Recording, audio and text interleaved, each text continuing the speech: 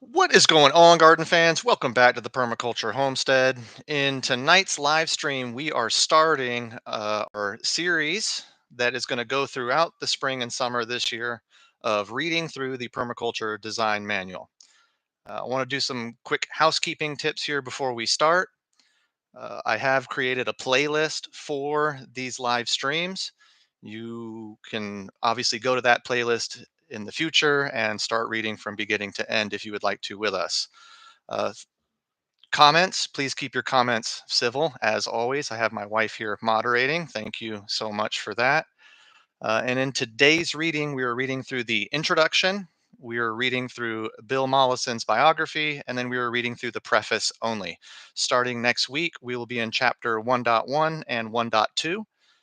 Time permitting, we'll also add chapter 1.3. Other technology notes to keep in mind tonight. My face and audio may not be syncing up perfectly. That is the nature of live stream. You're not here to look at me. You're here to read this book along here with me. So I appreciate y'all coming out here. As always, please like, share, and subscribe. That's what really helps this channel out.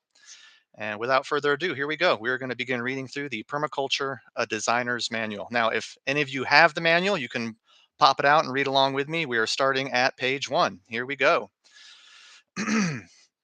This book is about designing sustainable human settlements and preserving and extending natural systems.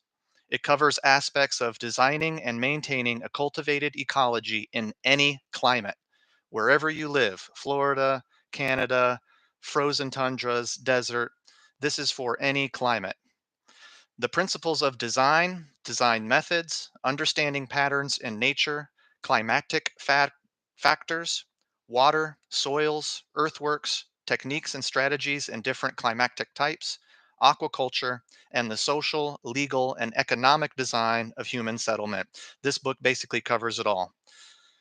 It calls into question not only the current methods of agriculture, but also the very need for a formal food agriculture if wastelands and the excessive lawn culture within towns and cities are devoted to food production and small livestock suited to local needs. How can we be more local? The world can no longer sustain the damage caused by modern agriculture, monocultural forestry, and thoughtless settlement design. And in the near future, we will see the end of wasted energy or the end of civilization as we know it due to human caused pollution and climate changes. Strategies for the necessary changes in social investment policy, politics itself, and towards regional or village self reliance are now desperately needed. And examples of these strategies are given.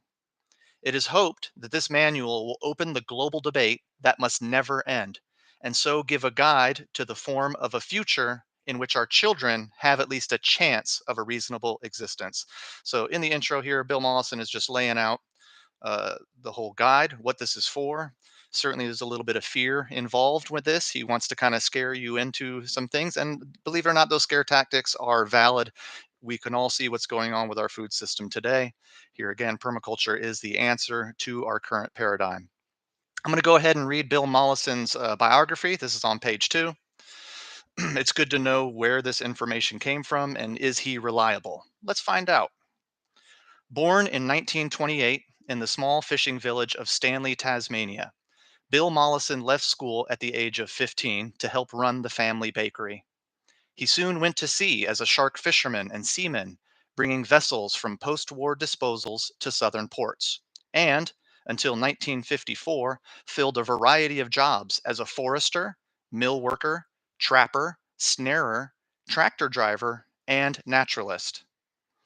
Bill joined the CSIRO, a wildlife survey section, in 1954, and for the next 9 years worked in many remote locations in Australia as a biologist, doing field work on rabbits, locusts, mutton birds, and forest regeneration problems with marsupials.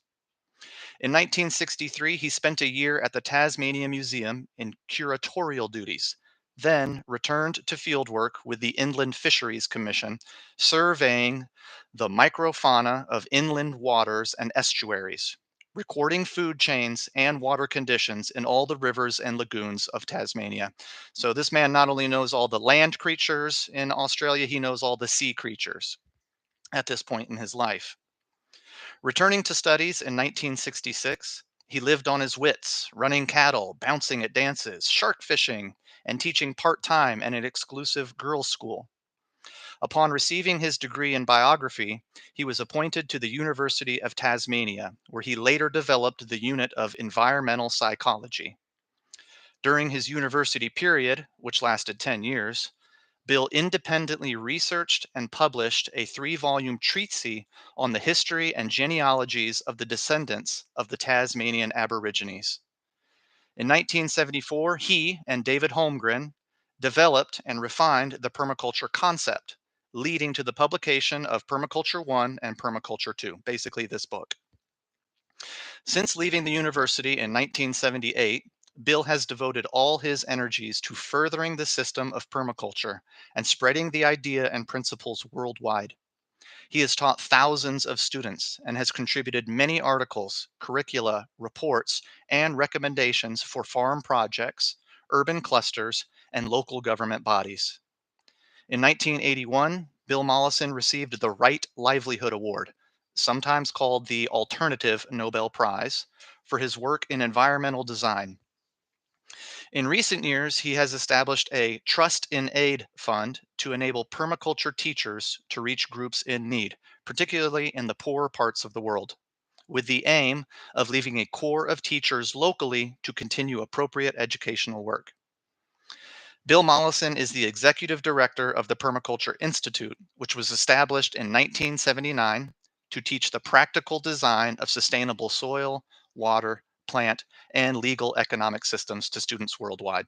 So, is Bill Mollison qualified to talk to us and teach us about this subject? Certainly, yes. He's explored everything throughout all of Australia. He knows all the sea life, all the land life, and certainly all the agricultural life, as well as the Aboriginal life that began gardening in Australia. Hope y'all are doing good. We are going to move on into the preface, which basically just gives us a whole outline of what the Permaculture Design Manual is. Let's get right into it. To many of us who experienced the ferment of the late 1960s, there seemed to be no positive direction forward.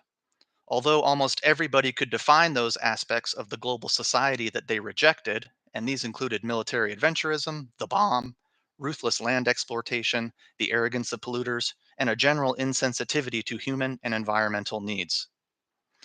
From 1972 to 74, I spent some time laterally with David Holmgren in developing an interdisciplinary earth science, permaculture, with a potential for positivistic, integrated, and global outreach.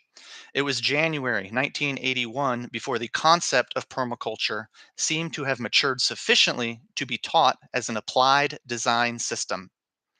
When the first 26 students graduated from an intensive 140-hour lecture series, today we can count thousands of people who have attended permaculture design courses, workshops, lectures, and seminars.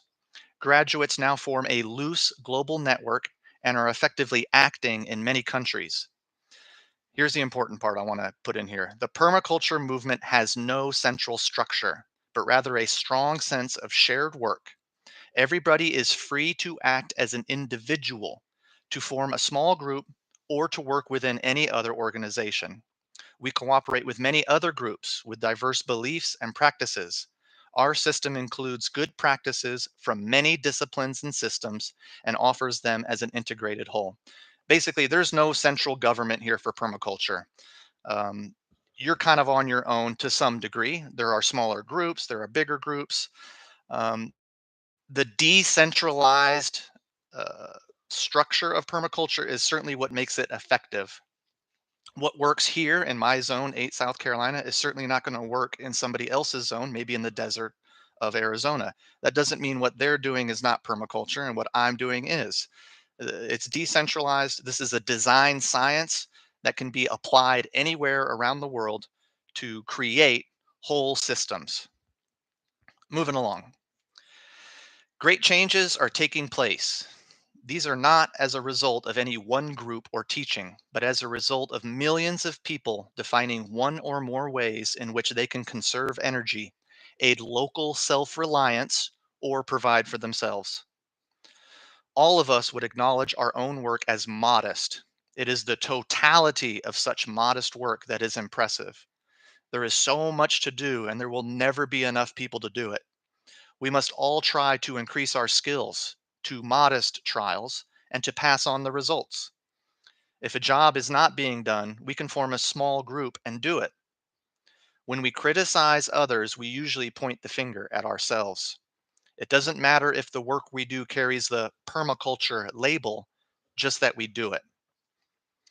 By 1984, it had become clear that many of the systems we had proposed a decade earlier did, in fact, constitute a sustainable earth care system.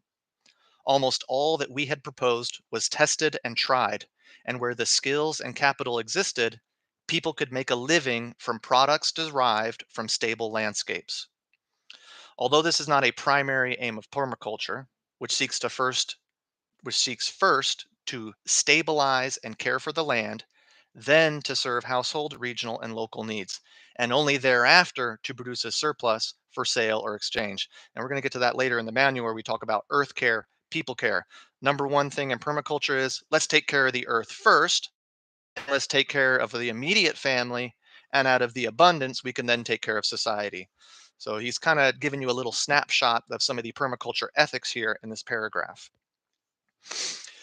In 1984, we held our first international permaculture conference and awarded about 50 applied diplomas to those who had served 2 years of applied work since their design course. Those of us who belong to the permaculture family have cause to be proud, but not complacent. The work has scarcely begun, but we have a great team of people which increases in numbers daily to empower the powerless and create a million villages to replace nation states is the only safe future for the preservation of the biosphere. Let interdependence and personal responsibility be our aims. This really echoes true to the whole idea of think globally but act locally. Everybody wants to save the world. Start with your own backyard and then expand to a local garden or community site and then expand further. Here again, this also kind of plays into the decentralized idea of permaculture. There's no central government for permaculture. It is about and for people who want to make a change. There is an author's note here. This volume was written for teachers, students, and designers. It follows on and greatly enlarges on the initial introductory text, Permaculture 1 and Permaculture 2 in 1978 and 79, both of which are still in demand a decade after publication.